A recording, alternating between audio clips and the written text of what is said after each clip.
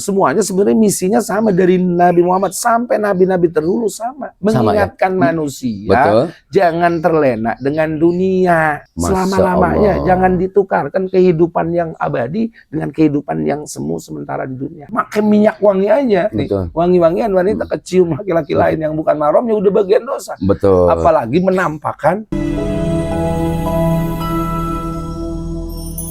Assalamualaikum warahmatullahi wabarakatuh. Innal hamdalillah wassalatu wassalamu ala Rasulillah wa ala alihi washabihi wa mawalah. Puji dan syukur kita panjatkan kepada Allah Subhanahu wa taala. Salawat dan salam semoga tercurah pada junjungan kita yakni Nabi besar Muhammad sallallahu alaihi wasallam. Sobat obrolan santri, jumpa lagi dengan saya Haji Pendi di channel Obrolan Santri.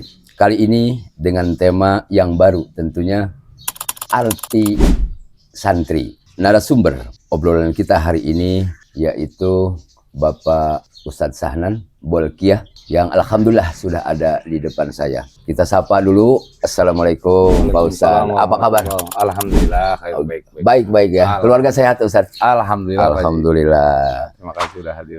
Nampaknya tambah semangat nih. Alhamdulillah. Saya cuma dengar kabar Pak Ustadz Sahnan lagi ceramah di BSD. Saya bilang wah cukup padat. Telepon lagi, WA lagi ceramah di Bekasi. Subhanallah, jadwalnya begitu padat ya Ustaz ya. Kewajiban Pak Haji itu. Kewajiban ya? Kewajiban. Jadi bukan pekerjaan tapi kewajiban. Kewajiban. Perintah Allah. Iya, ada yang ngomong katanya udah masuk TV. Begitu saya mau lihat di jam berapa? Katanya abis maghrib, saya mau lihat listriknya mati Ustaz. Astagfirullah, luar biasa. Tambah semangat nih ya, tambah ganteng. Sehat ya Pak Ustaz ya? Alhamdulillah. Sobat channel Obrolan Santri, kita berdoa obrolan kita yang santai, insya Allah mudah dicerna. Ini ada dalam ridho Allah Subhanahu wa taala. Amin. Dan sobat sekalian, jangan lupa sebelumnya subscribe yang penting, like, saran dan masukannya lewat komen. Satu pertanyaan, insya Allah saya mewakili dari sobat obrolan santri. Sebetulnya apa Pak Ustadz arti daripada kata santri? Silakan Pak Ustadz. Bismillahirrahmanirrahim. Assalamualaikum warahmatullahi wabarakatuh. Hamdan wa syukurillah wassalatu wassalamu ala Rasulillah ma ba'du. Alhamdulillah, sebelumnya saya ucapkan terima kasih Pak Haji atas kunjungannya ke gubuk ini. Ya alhamdulillah bisa minum bareng ya. Bisa minum bareng. Udah lama banget nih Pak Haji. Ternyata udah luar biasa nih Pak Haji. Amin doanya. Ini makanya kita perlu ada contoh itu kepada orang-orang yang udah menjalani hidupnya dan sukses. Salah satunya contoh saya yang bisa saya ikutin saya Pak Haji. Pak Haji ini semangat luar biasa. Amin doanya. Mudah-mudahan bisa jadi contoh buat anak-anak. Amin. Alhamdulillah ini sesuai dengan namanya tadi obrolan santri. Temanya ya. Pak Haji nanya masalah santri gitu santri. Kan. Nah, santri ini sebetulnya mah kalau kita lihat dari nama, betul, santri ini adalah kalimat yang udah baku. Artinya tidak bisa kita tasrif, tidak ada mantuk, walaupun banyak yang kalimat santri ini di mustak. Artinya dari huruf-huruf per huruf. Betul. Tapi ada juga santri ini ternyata bahasa Sangsekerta. Dalam arti sastri. Sastri itu artinya orang yang mendalami ilmu sastra. Betul. Itu ahli sastra. Nah, biasanya kalau santri itu kitab kuning itu kan sastra bahasanya. Betul. Yang orang Arab juga harus mempelajari itu ilmunya, bukan bahasa Arab biasa. Betul. Gitu, kudu belajar nahwu sorof dan sebagainya. Nah itu kudu didalemin baru bisa memahami isi daripada sastra yang sangat luas. Ada yang juga memaknai dengan kata sama itu cantrik. Cantrik itu adalah pelayan-pelayan orang-orang ahli agama. Betul. Ya, mengabdi-ngabdi jadi pesuruh. Betul. Dari ahli agama. Santri dalam makna Islam yang setahu kita, santri itu sebetulnya satu predikat atau bisa dikatakan nama ini melekat pada orang-orang yang biasanya ngabdi menuntut ilmu, perdalam ilmu pada seorang ulama di pondok pesantren. Di pondok pesantren. Itu yang kita tahu tuh. Nah, biasa gitu. Tapi sebetulnya bukan itu saja. Santri ini lebih luas lagi. Betul. Walaupun dia bukan di pesantren, tapi dia ngikutin di kampungnya, yaitu tentang agama, memperdalam ilmu kepada kiai di kampungnya. Betul. Dan juga makin meningkatkan ibadahnya, walaupun bukan diam di pesantren, tetap dia katakan santri. Katakan santri. Definisi santri itu kira-kira ada berapa cakupan? Nah, justru itu santri itu kalau kita ambil mustaq itu diambil, ada yang ngambil hurufnya jadi 4, ada yang ngambil jadi 5. Oh gitu. Kalau saya ngambil 5 supaya huruf terakhirnya hidup. Oke, satu kira-kira apa yang nomor 1? Sinnya itu sitrul aurat. Sitrul aurat. Nah, jadi hurufnya 5. Sin, nun, ta, ro, ya. Santri. Nah, ada yang nggak pakai ya. Santri. Ya. Cuma kan bisa santer, gitu. Bisa santer. Nah, kalau tulisan Arab biasa ada wakof. Betul. Jadi santer, ya. Nah, ini ya-nya kadang nggak dibawa. Nah, kalau saya ngambil 5 yang lebih cocok. Santri. Sin, nun, ta, ya, ro. Ya, 5 ya. Ro, ya, 5. Satu sinnya sitrul aurat. Sitrul aurat. Artinya santri itu udah kelihatan dari penampilannya aja, pasti dia nutup aurat. Pasti nutup. Dia udah ngerti ilmunya. Udah ngerti ilmu. Betul. Bahkan itu menjadi identitas. Nah, orang bukan santri aja, kalau pakaiannya rapi, pakai kok. Itu santri dari mana? Nah, kan gitu. Betul. Itu bisa jadi identitas. Padahal dia minjem doang itu pakaiannya. Betul. Santri itu kadang-kadang ya dari bahasanya sitrul aurat ini jadi pokok. Betul. Orang jadi terhormat gara-gara dia berpakaian. Artinya itu adab ya Ustaz ya. Nah, adab. Betul. Identitas. Bahkan bisa kita lihat tentara aja kita tahu dia tentara. Karena dari kostum, dari pakaiannya. Betul. Polisi pun kita bisa kenal. Dari pakaiannya, Pak Polisi gagah. Dia bangga nggak sama pakaian? Bangga dia. Masa kita santri nggak bangga sama pakaian? Betul. Santri. Betul. Ya. Nah, salah satunya biasa santri itu bisa dari penampilan juga. Betul. Walaupun penampilan bukan utama, tapi penampilan itu bisa jadi. Betul. Yang kalau dibangun luas lagi ntar kita bahas. Betul. Ya, betul. Yang kedua itu nahi mungkar. Kenapa mesti nahi mungkar? Nahi mungkar artinya nyegah kepada kemungkaran. Amar ma'ruf mah gampang Pak Haji. Siapa aja kita suruh amar ma'ruf, kita ajak baik mah nggak ngambek. Betul. Amar ma'ruf itu ya. Muru bil ma'ruf ya. Nah, betul. Itu mau orang lagi mabuk sekalipun kita ajak, ayo sholat. Lu sono. Nggak ngambek. Resikonya nggak berat. Betul. Amar ma'ruf mah. Ini yang udah jarang itu nahi mungkar. Resikonya ya. Suami aja kadang-kadang nyegah istrinya nggak berani. Nyuruh sholat dia berani, tapi nyuruh dia pergi keluar sembarangan nggak berani. Betul. Contohnya apa kira-kira? Ya, seperti misalnya seperti orang lagi main judi atau orang mabok. Betul. Pak Haji berani nggak nyegah langsung? Iya betul. Tapi orang lagi nongkrong kita ajak sholat mudah, nggak ada resikonya. Betul. Yang berat itu nahi mungkar. Nah, sekarang menurut saya pertanyakan kembali ke Pak Haji. Lebih utama mana? Nahi mungkar apa amar ma'ruf? Apa yang kudu didulukan? Amar ma'ruf. Nah, itu justru kita kadang-kadang bersikap begitu. Betul. Padahal menurut kaidah usul fikih, bahwa dikatakan daf'ul mafasid muqaddamun ala jalbil masalih. Nyegah keburukan harus lebih utama daripada ngajak kebaikan. Harus diutamakan nyegah keburukan. Nahi munkarnya daripada ngajak kebaikan. Sebab orang baik juga kalau tempat itu banyak maksiat mah percuma. Bocah habis ngaji terus main gaple, balik lagi baik ke situ. Lah tempatnya. Betul. Jadi karena apa? Pak Haji misalnya meraih ikan emas. Betul. Kira-kira langsung piara atau buang hamanya? Buang hamanya dulu. Buang hamanya. Kalau langsung piara percuma. 1000 diangkat tinggal 100. Betul. Dimakan hamanya. Oh, itu ilustrasi gambarannya seperti itu. Benar. Usul fikih itu artinya kita sebenarnya lebih mengutamakan nahi mungkar. Utamakan dulu. Betul. Setelah nahi mungkar rapi, amar ma'ruf baru bisa jalan. Ma'ruf. Kenapa amar ma'ruf nggak pernah jalan di tempat, nggak meningkat-ningkat? Betul. Karena banyak penyakitnya yang mempengaruhi. Seperti misalnya Pak Haji punya kambing 9. Betul. Sehat.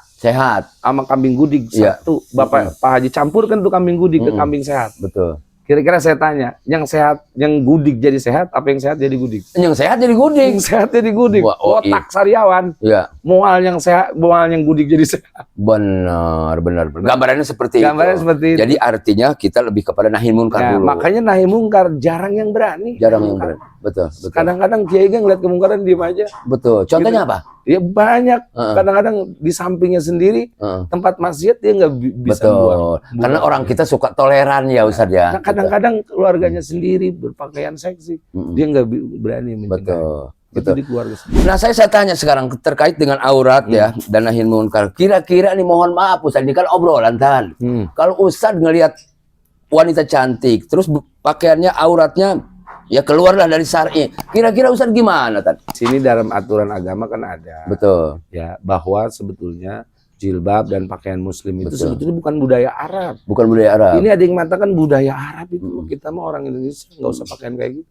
Itu bukan budaya Arab, itu perintah Allah. Perintah Allah. Jelas dalam surah Al-Ahzab ayat 59 itu jelas. Betul. Langsung Allah panggil, ya ayuhan nabi kul li ajwajika wa banatika wa kul mu'minin. Bahkan di situ dikatakan, katakanlah, istimewanya Rasulullah itu istimewanya dipanggilnya ya ayuhan nabi. Ya ayuhan nabi. Itu keistimewaan kita sebagai umat Nabi Muhammad SAW. Betul. Panggilan ya ayuhan nabi itu, betul, itu julukan, artinya pangkat. Pangkat, betul. Nah, nabi-nabi yang lain dipanggilnya ya Ibrahim.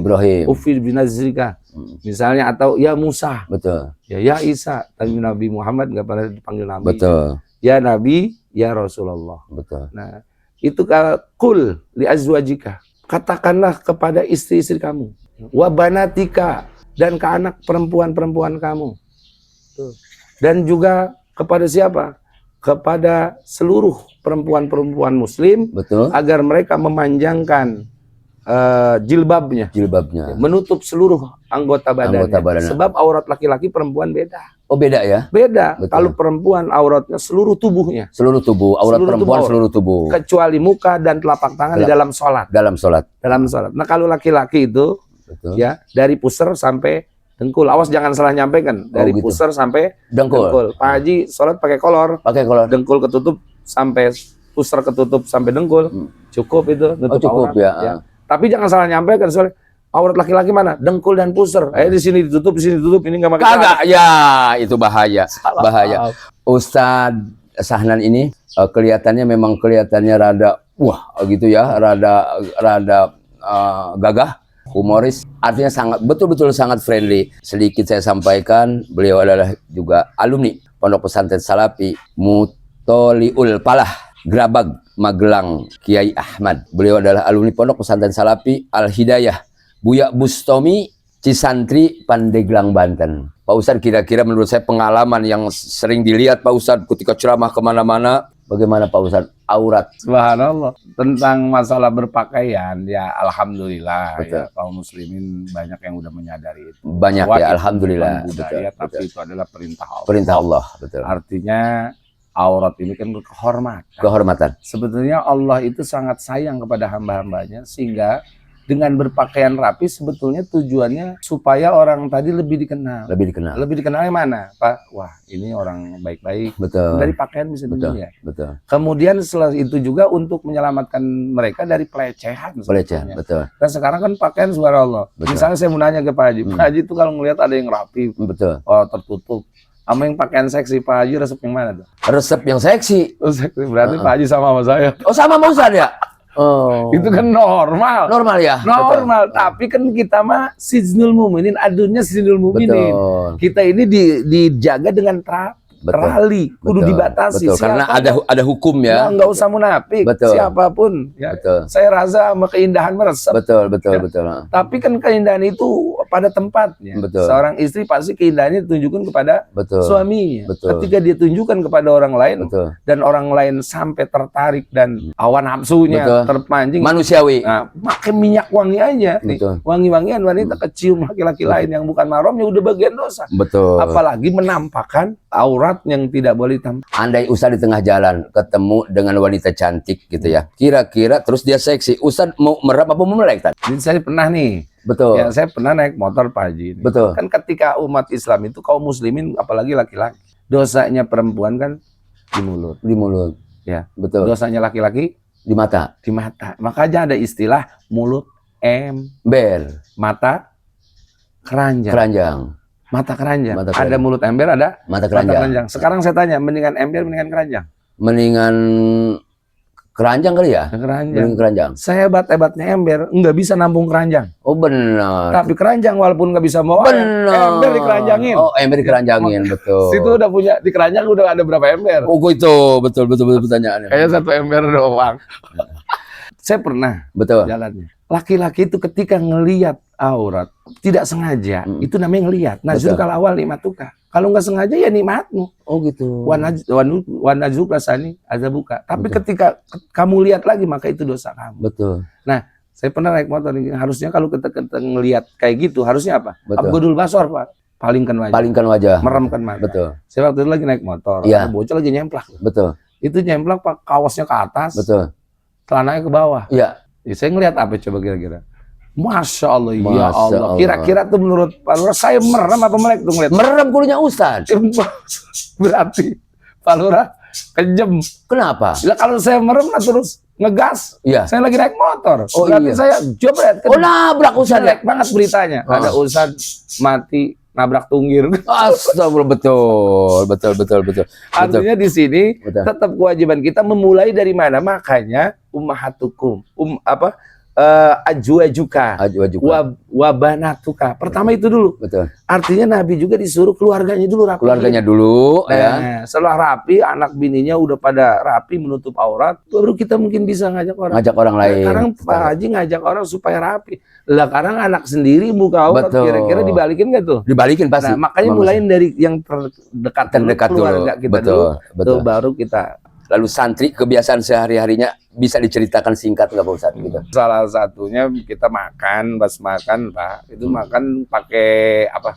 Makan itu pakai kangkung diiris-iris. Betul. Ya kita baru itu di dalam kangkung taruhin cabai Pak. Di dalam kangkung taruhin cabai. Taruhin cabai. Pas kita mau cabai hatu sekali gitu. suara loh. Itu. Dan ada lagi. Iya. Kita lagi selamatan diundang. Selamatan diundang. Nah, selamatan diundang. Betul. Diundang di tempat selamatan. Habis selamatan itu kan nggak sempet berkat kue. Betul. Gitu. Yang temen yang lain pada ngeraup ngantongin. Nah, teman saya nggak punya kantong. Betul. Ditaruh di atas peci. Di atas peci ditaruh. Masukin ke peci. Pecinya kebetulan tinggi. Lumayan banyak muatnya. Betul, banyak.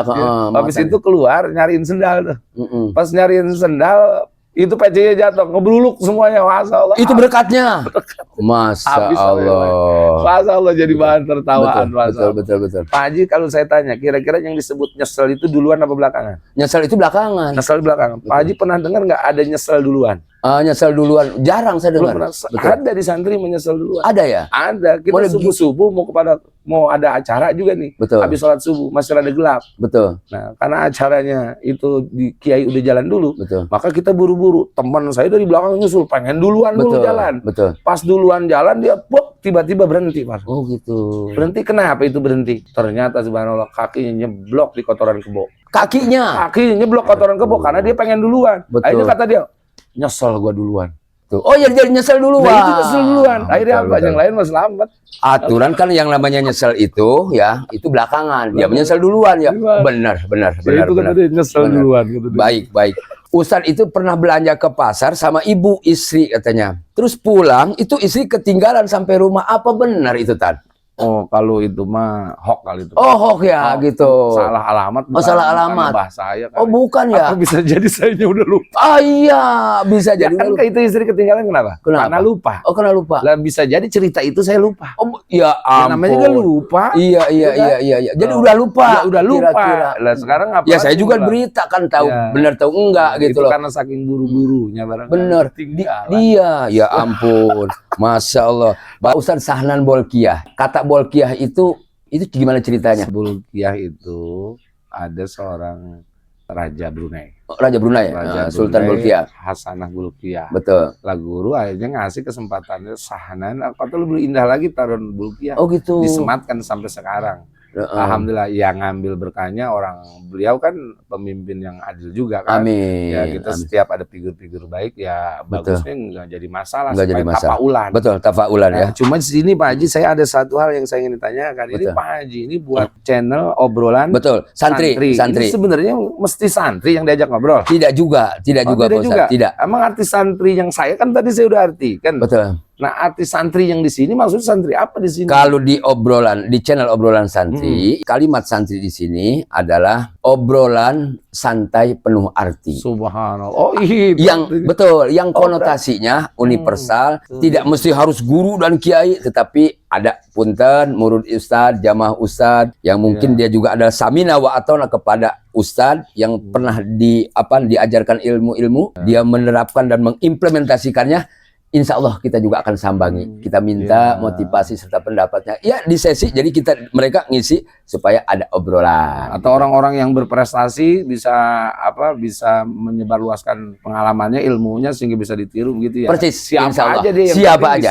Anybody. Betul. Bisa menjadi referensi buat orang lain. Gitu. Amin. Insya Allah seperti itu. Nah, saya minta motivasinya ke Ustadz. Bagaimana kira-kira agar kita terus termotivasi dalam obrolan santri ini. Saya ini bangga ya. Pak Haji ternyata menggunakan kemajuan teknologi ini dengan tujuan yang baik, artinya supaya manfaat buat orang banyak. Betul. Salah satu emang banyak kadang-kadang yang kita pengen ungkapkan masyarakat, ya mungkin karena keterbatasan waktu juga kita nggak bisa menyampaikan semuanya, tapi setidaknya udah memberikan peluang, yaitu untuk ulama-ulama atau tokoh-tokoh masyarakat atau orang-orang yang kita anggap tua bisa menyampaikan pesan-pesannya buat anak-anak. Dan barangkali itu bisa dinikmati orang banyak.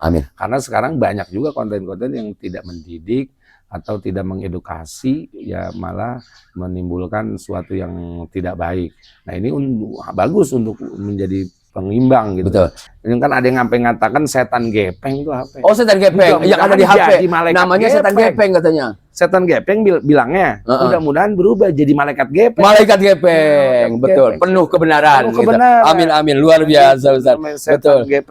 Yang terakhir Pak Ustaz, menurut Pak Ustaz yang pengalaman ya, apa manfaat terbesar menjadi seorang santri bagi kehidupan sehari-hari? Semua ajaran ini kan dari Rasul. Betul. Ya kemudian dia sampaikan kepada sahabat, kepada tabiin, dan setelah Rasul tidak ada nabi lagi, dilanjutkan oleh ulama. Semuanya sebenarnya misinya sama dari Nabi Muhammad sampai nabi-nabi terdahulu sama. Mengingatkan manusia jangan terlena dengan dunia. Intinya itu bahwa akhirat lebih utama. Pak Haji sering baca ayatnya. Walal akhiratu khairu wa abqa. Inna hadza la fis suhufil ula suhufi Ibrahim wa Musa. Dunia itu bentaran. Akhirat bukan 70 tahun, bukan 100 tahun, bukan 1000 tahun, bukan 1.000.000 tahun. Abadan abada.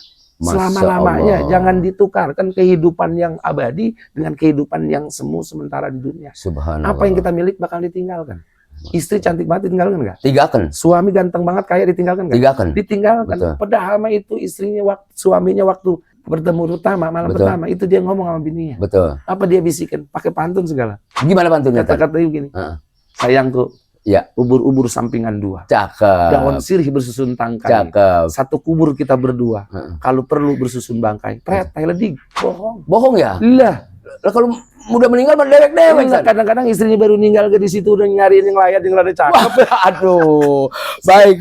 Tambah lagi sedikit. Ada orang istrinya meninggal, lagi diajiin baca Quran, terus ditemenin tidur. Nggak ada. Kali dikurung batang nemenin nggak? Nggak ada. Pas dibawa berat amat itu mayat, lakinya ngikut. Kayaknya belum pernah ada. Nggak ada. Nah makanya di sini yang kita harus lebih cintai adalah Allah dan Rasulnya. Amin. Jangan sampai dikalahkan dengan kecintaan kepada apapun. Amin. Sebab ujungnya kita innalillahi wa inna ilaihi raji'un. Kembali kepada Allah Subhanahu wa taala. Saya akhiri dengan kata-kata, setiap kali engkau memperbaiki niatmu, insya Allah Allah akan memperbaiki keadaanmu. Setiap kali engkau mengharapkan kebaikan untuk orang lain, engkau akan mendapatkan kebaikan dari Allah yang tidak kamu sangka-sangka. Yang saat kita hidup membahagiakan orang lain, Allah akan memberikan rezeki berupa orang lain yang akan membahagiakan kita. Maka kita semua berusahalah untuk memberi, bukan menerima. Karena setiap kali engkau memberi, maka engkau akan menerima tanpa meminta sekalipun. Sampai di sini obrolan dengan Pak Ustadz Sahnan Bolkiah, guru kita. Kita doakan mudah-mudahan beliau selalu dipanjangkan umurnya oleh Allah Subhanahu wa taala. Jangan lupa subscribe, yang penting like, saran dan masukannya lewat komen, agar tidak ketinggalan video-video terbaru sebagai layanan masyarakat dari channel Obrolan Santri. Setiap minggu insya Allah akan ditayangkan. Billahil inayah taufik wa afwa minkum. Wassalamualaikum warahmatullahi wabarakatuh. Waalaikumsalam. Terima kasih Pak Ustadz. Jazakallah ahsanallah.